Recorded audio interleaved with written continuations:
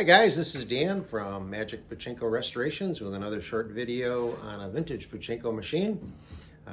If you are a subscriber to this channel, I certainly appreciate it. If you're not, I would certainly ask that you do so by clicking on the subscribe link below. That way you'll get a email letting you know the next time I post a video. I do both instructional videos and show-off videos, I guess, if you want to call it. I mean, showcasing Pachinko machines. I forgot last video, I wore my team's hat, Buffalo Bills. Go Bills. They're going to go all the way to the Super Bowl this year. And if you don't like it, then don't subscribe to my channel. Okay, no, I'm only kidding about football, but I am a big Bills fan. Bills, go Bills. All right, so this is a 1976 Nishijin Model B. Obviously very common. I've done a lot of them. This is a very pretty machine. Of course, I say that all the time. Full restoration, everything done with new play field, so on and so forth. This play field is called Color Palette. Again, it's something that the supplier calls it, not necessarily what the Japanese call it. Let's get in a little closer on it. It's got a pretty cool center attraction. I'll show you how that works in just a minute. And four tulips here and one there. So it's obviously a 5 tulip machine. It is an 11. It's what I call an 11 machine, meaning it only pays out 11 when it's actually in process. So I thought not enough balls were coming out, but I counted them, and there's enough. Okay, so we'll show you the setup and the machine in action, and there's a couple of things I want to talk about.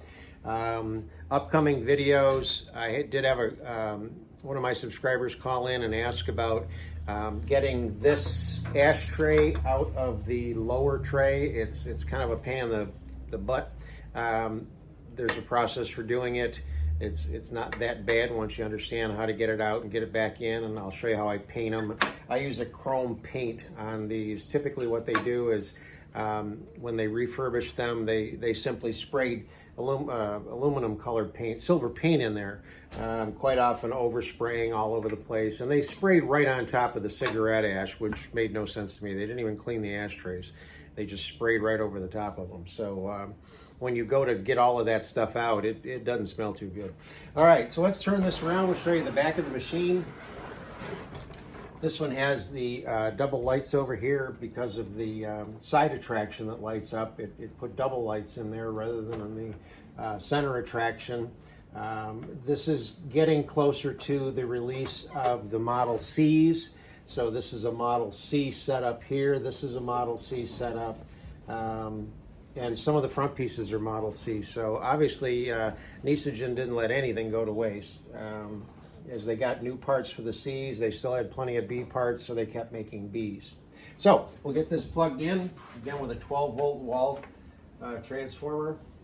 And the ball out light will come on. It's controlled by this micro switch right here. And we're going to talk about some of the ways that I test the machines and some of the things that are supposed to happen in a Pachinko machine. So to set this up, you should have minimum 300 balls. 500 is better. The machine will play okay with 300, but you'll be constantly taking balls from here or the front and redoing them into the upper hopper tray.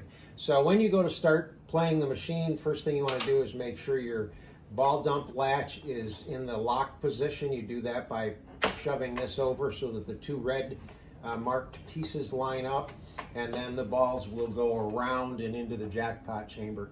If this is released, the balls come around and exit the machine. So that's how you would get the balls out of the machine. But to set the machine up, make sure that's latched. And then down here, there's another red arrow. Push up on that. And basically what it does is it takes the seesaw, which is in the down position now, and lifts it up. Okay? So you get in a little bit closer on that seesaw, because this doesn't have the seesaw cover on it. So that would be down, and you don't want it there when you start. So if it had a cover on it, you would simply push up like that and get it into the up position. If it's in the down position, the machine won't pay out. Okay, so As always, just a handful. Make sure they run through the machine.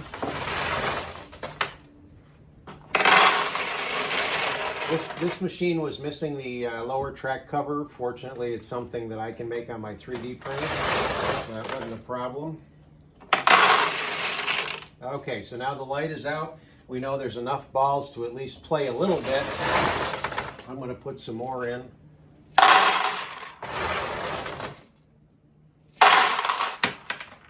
And then you're going to need some sort of a tray similar to this that is wide enough to catch the balls, that losing balls that will drop out of this big chute, and the winning balls come down here and drop out of this smaller chute. So you need something like this to catch the balls on the back side. So the machine is ready to go, ready for play. Get her turned back around. And you're going to put a handful of balls in the upper tray. First time you launch, nothing will, oh, that time it did. Oh, I forgot to get the balls out. Normally, a ball won't launch. It takes a cycle to get a ball inside the machine. So, like I say, you have 4 tulips here and then 1 here. Now, I noticed while I was playing it that if you get a ball in this tulip when it's closed, it runs over and opens this tulip. Same thing on this side. If you put one in here, it'll run over and open. So you'll get both of these tulips to open. Excuse me.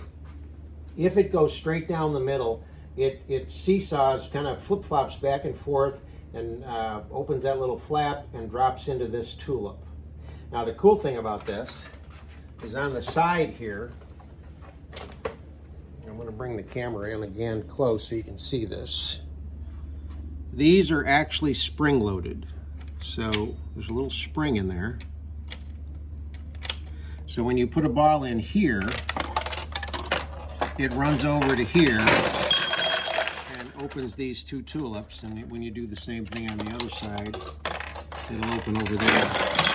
So these give you a little bounce. Now, I don't know if I can run a ball down through the middle without the glass being on. It probably will fly out, but we'll try. Well, it made it, okay? So that's what your center tulip will do. All right. So here we go. We're going to launch some balls and watch it play.